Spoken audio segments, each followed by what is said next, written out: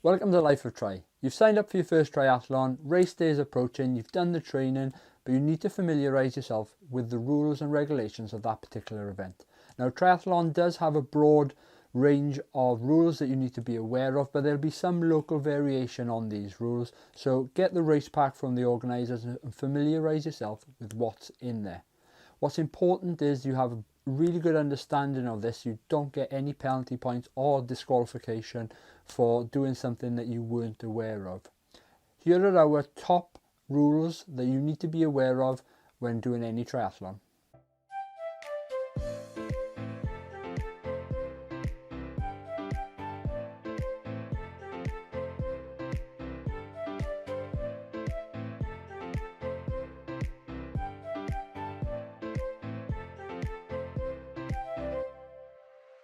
If you like our videos, don't forget to subscribe and hit the like button. It does help us with feedback on what videos work and what videos don't work. So let's just jump straight in on the first sort of rules and regulations that you need to be aware of. You'll hear the term drafting quite often, but within a swim scenario, normally there is no drafting rules. So drafting means that you tuck in behind another person and use their slipstream to make your journey or your effort a lot easier. So what's important to note is that in theory, you can get quite close to an individual on a swim, but just be very mindful of arms and legs flailing around. You don't get hit, and also you don't annoy the person in front of you if you keep hitting their feet while you are stroking. So although drafting is allowed within the swimming leg, please just be respectful of other competitors around you.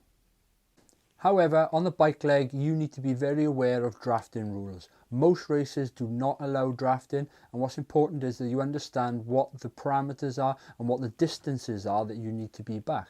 So for example, some races will enforce a 12-meter rule, which means that you have to be 12 meters behind the bike in front of you.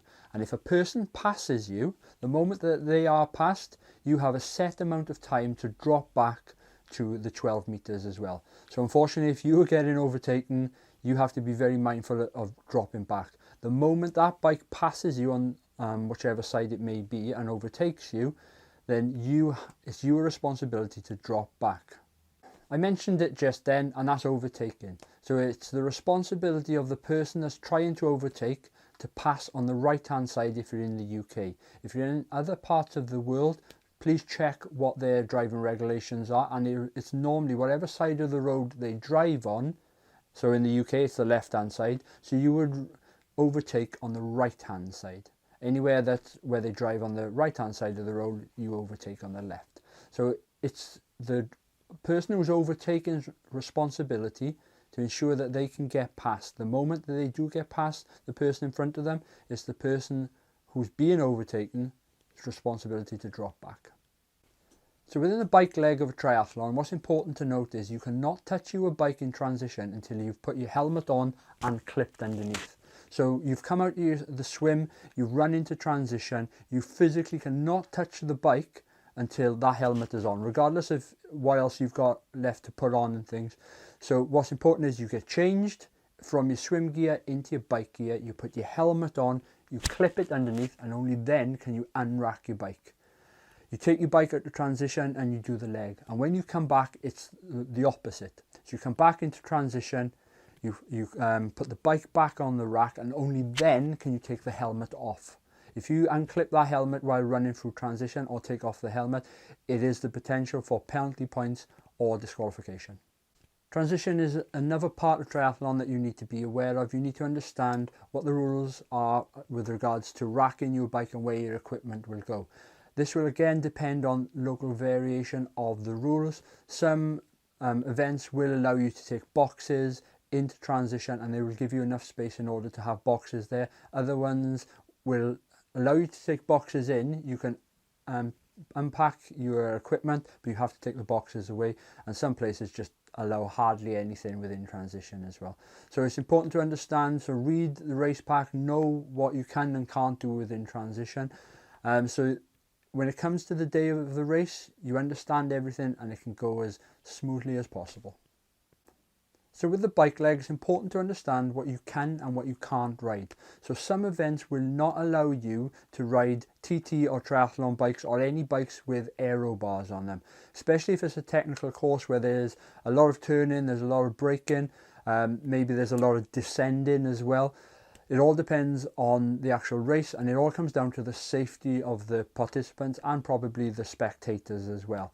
But race organisers make these decisions for a reason, so ensure that you comply with the rules and don't turn up to race day with a bike that you can't use. It's a given for the bike leg, but you're not allowed any ear coverings or music, headphones or anything like that which will stop you hearing traffic and other signals around you. However, when it comes to the run leg, this again will depend on the race that you're doing. So for example, a lot of Ironman races, or all Ironman races, will not allow you to wear headphones. It takes getting used to, so if you are someone who constantly trains with music and headphones on, so you're going to have to try and get used to running without that. However, most races, if they've got good support, that should get you around. Some races even put on music at certain points within the run course as well. So again, familiarise yourselves with the race pack and just know what you're allowed to do and not to do. It's a big no-no from Life of Tri, and that is littering. Whether you are training or racing, you should not litter at all, and so that includes bike legs and run legs. If you take any sort of supplement, any sort of fuel, whether it be an energy gel, even if you've packed your own sandwiches in your back pocket, just ensure that you take away any rubbish that you have used. So most events will have designated areas where you can litter. That could just be a massive dumpster, wheelie bin type affair, or it could just be an area where you're allowed to throw in your rubbish and volunteers will pick that up. Again, familiarise yourself with the race pack. I've gone on about it enough, but familiarise yourself with the race pack, and there's one area in there that you definitely need to understand, and that is any sort of map of the course. So especially races which tend to take in a loop section, and you might do that section more than once, or you might do one big loop and then one smaller loop. Familiarise yourself with what the course is. So you need to understand then what the signals are that are left up. It's not always the case that an event organizer will have a marshal. So familiarise yourself with it as much as possible. And finally, for anyone doing an Ironman branded event, and some other events are going this way as well, but normally no outside assistance is allowed. So what we mean by that is if you have a mechanical on the bike and you have a puncture, for example, and you need to change it by the side of the road, no spectator or anyone outside of the race setting can help you. Another competitor can stop and help you change that tyre, but no spectator or anyone by the side of the road can physically hold your bike while you do it or even do it for you. Normally these races will have race mechanics on course, so it's a case of just waiting for them to come along to help fix your bike if you can't do it yourself. But again, familiarise yourself with what the local rules are for that race. So there's a whistle-stop tour of some of the rules and regulations within triathlon. It will all come down to local variation on most of these rules, but familiarise yourself with the race pack. I cannot stress that enough. And if you don't understand anything, please go and speak to the race organisers. Hopefully you've enjoyed this video. We'll do more of these type of videos in the future as well, but don't forget to subscribe to the channel and like the video. Thank you all.